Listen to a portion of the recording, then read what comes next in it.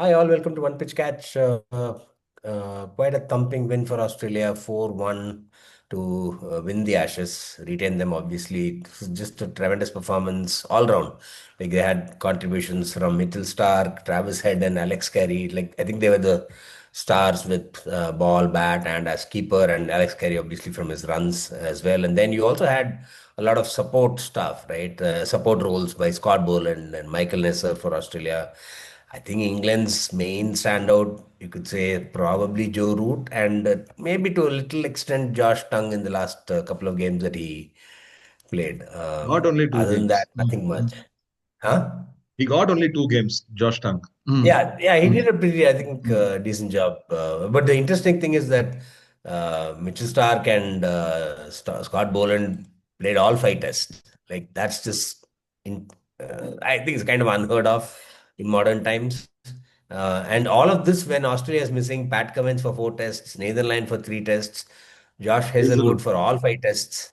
So I mean, was this Australian team actually ready? And then they had their problems with opening batsmen. Who's going to partner Khwaja? Pata Khwaja is coming down the order Paj. in the last. So they actually started with Baja opening and Travis Head at five. Come on. At the last, by the time we reached the end of it, Yeah.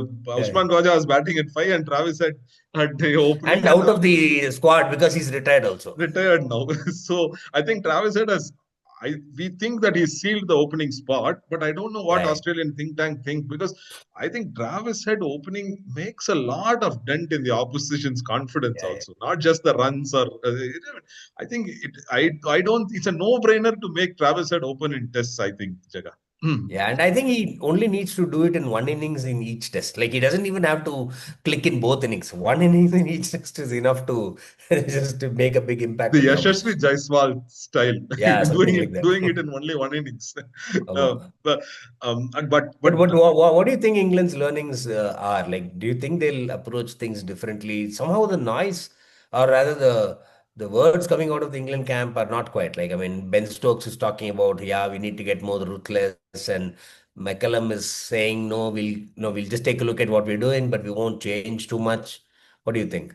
I think Brendan McCullum said that we'll probably have to bring in a few tweaks to their approach to the game, is what he's talking. I don't think that's right, Jaga. Personally, I mean, I have been extremely vociferous against baseball because we have seen baseball fail time and again, except for the first two, three series that they started, that when the teams were taken by Yeah, yeah, correct. surprise with baseball, that is Yeah, when it worked. After that, they have not been able to consistently sustain, or even a lot of even sensible batting goes out of the window. Jaga. Even in one day games, when a team is suddenly 20 for 3 or a 20 for 4 situation, there is the number 5 and number 6 batsman goes on for a long time and then goes berserk towards yeah, the end. Here it's not the case. Even generally throwing the bat just doesn't work. And Australia, with all their injuries, they couldn't play their first 11. 3, 4 guys were missing major. I mean, even Steven Smith missed a game. So yeah, correct. Yeah, with all that, they had planned properly for this baseball yeah, or yeah. whatever they want to call it. But they had a lot of problems, Australia. I mean, because though we talk about Travis Head and Steve Smith also scored the big runs only in the last test. Correct. Okay, Yeah, he yeah. never got 100 until the in the first three out of the four tests that he played. So I think they are too dependent. Jake Weatherald is a question mark. A lot of people, Marnus. Nah, even I mean, Labuschagne. Yeah. he started well in the first one or two innings, and then after that he didn't score much. I mean, Cameron Green, I don't know how he's finding a place in the 11 still.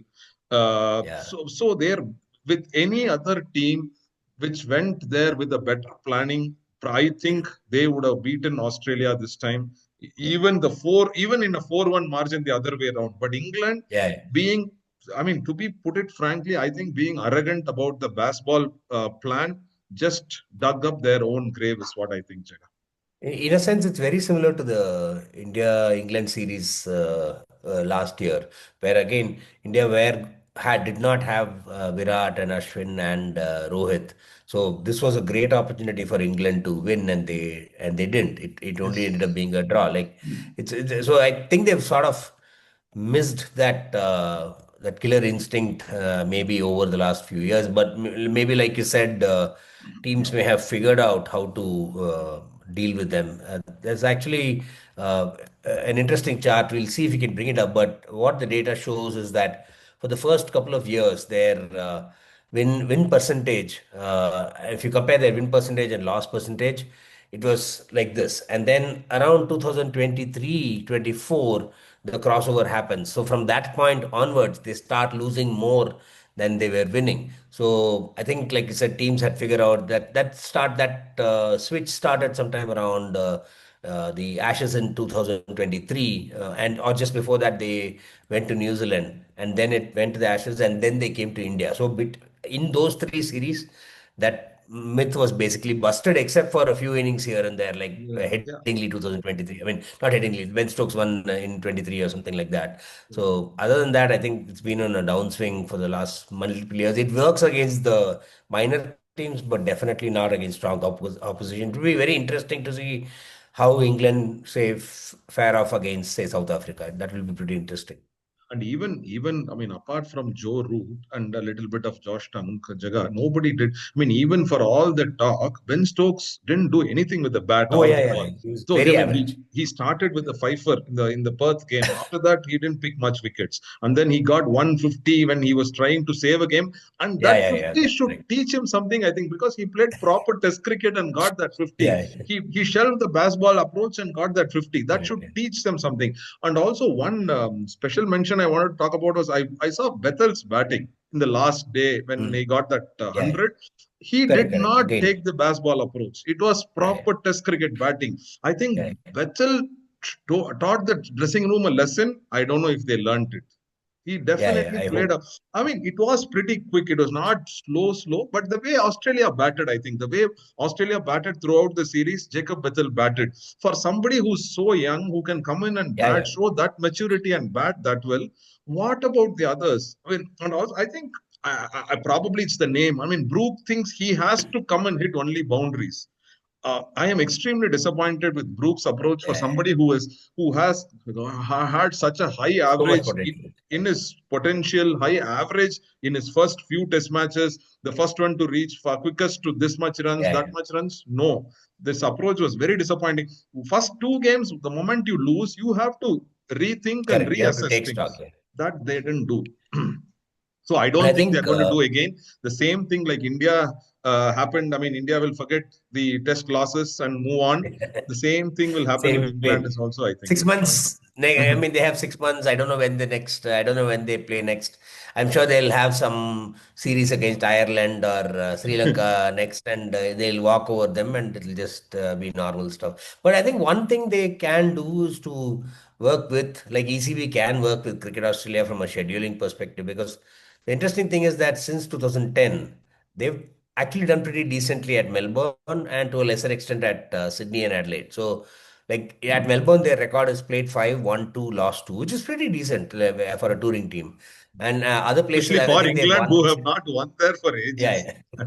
Yeah. And other places they won is Sydney and Adelaide. So I think what they should do is to basically say, let's start the next Ashes series, 26 December, Boxing Day, Melbourne, then Sydney, then Adelaide, then Perth, and then the Gabba or something like that. So at least they are playing at their luckier venues. The only Like thing the is, Ashes can end in mid-Feb or something like the that. only thing is ECB are not BCCI to get what they want. They won't be able so to influence.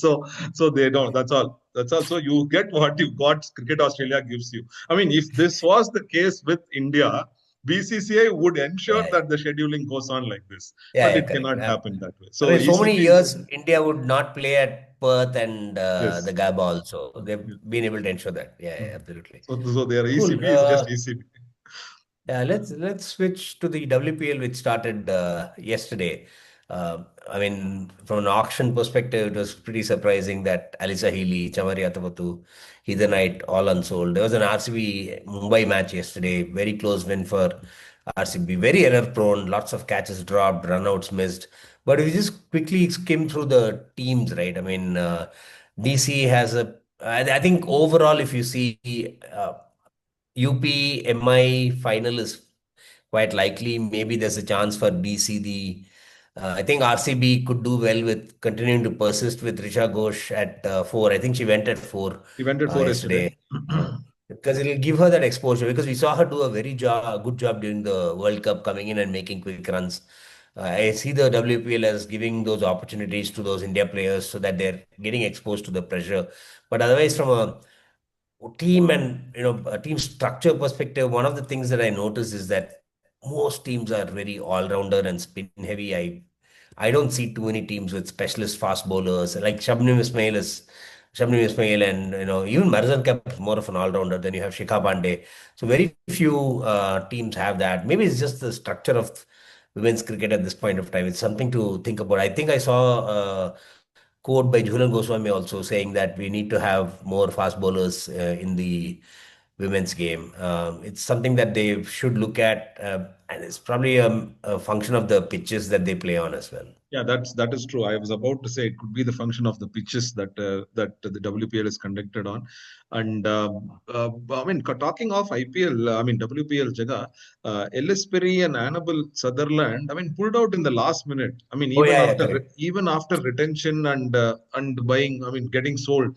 Uh, I don't. I mean, I mean if you do if it's done in IPL, they are banned for 2 years from IPL. So does that Yeah, yeah. rule doesn't exist in WPL? Maybe not. I think that just the fact that it's a nascent stage, 3, 4 seasons, we don't want to antagonize too many of the cricketers and the boards as well. So maybe they'll do it. Like even the BCCI, for example, did this for the IPL only recently. I think Yeah, before that we had players just opting out yeah, yeah. literally last minute, and no penalty was there. They brought this in pretty late even for the Last two, IPL. 3 years So only it's come up. Last 2 years yeah, only it's so come up. maybe that's it's just a function of time as far as the rules for the WPL are concerned, which is which brings me to a question, right? I mean, why are you calling it the WPL? Then you call that the MPL, right? I mean, they're both or you call one the MIPL and the other the WIPL. Like, why do you call it? WIP. It's just weird. Yeah, I mean, one can be, if You one can't can call be it MPL. IPL. MPL is used to be a MPL sponsor is for a the Indian team sponsor, or right? something It like used to be a sponsor for the Indian team. that. So, but I think WIPL would be fine if that's going to be Yeah, called. I mean, they don't. I mean, WIPL would have been nicer, I feel. But okay, that is yeah, how it correct. is. Yeah, and then call it the MIPL also, both. Yeah, MIPL and Yeah, WIPL. I mean, at least one call, at least use W or M on one of the sides. correct. Yeah. So that would be nice. Anyway, Yes. so yeah, on that note, yeah, with the next thing that's happening is India versus New Zealand. The ODIs are starting tomorrow, and then that's three of them. Then you have five T20s. All of them are basically leading into the T20 T20 World World Cup. Cup and the 27 ODI World Cup. Lot of people missing for New Zealand right now. You have Yes. Michael Bracewell is captaining. Santner is not there. Kane Williamson is on this special type of contract with New Zealand Cricket. Rachin Ravindra is rested. Hmm. Uh, Indian I mean, squad there are. seems pretty much a full side. Well, Yes, what have you seen? Indians, lot of new names in the new. I mean, in fact, one name that struck was Aditya Ashok, who is Hmm? the leg spinner who was moved from Velur, Okay. Thammanrai, who was moved to New Zealand, and he's been picked for the ODI squad. I mean, the ODI squad is fairly new, except for a few names. Of course, At least we don't have to speculate about where he got his name from, unlike Rachin Ravindra. so I mean, yeah, Aditya Ashok that doesn't have anything Yeah, like Rachin, like you say. That's true. So it's going to be an interesting series to see the next set of New Zealand players how they cope up at the international level. But given that situation, it could be should be an easy win for India also because India is fairly yeah, full-fledged ODI team. I think Bumrah is not there, and Siraj is coming back to the ODI setup yeah, after a while.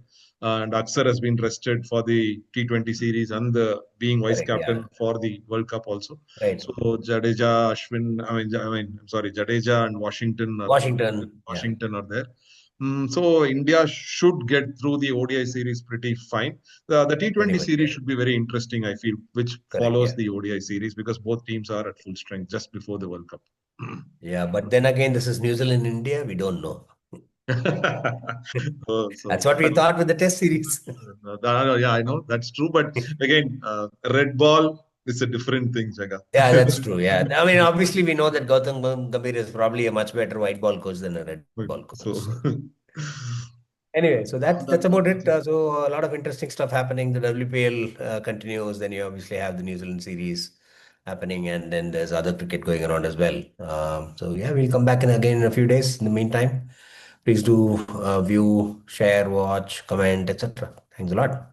Bye. Bye.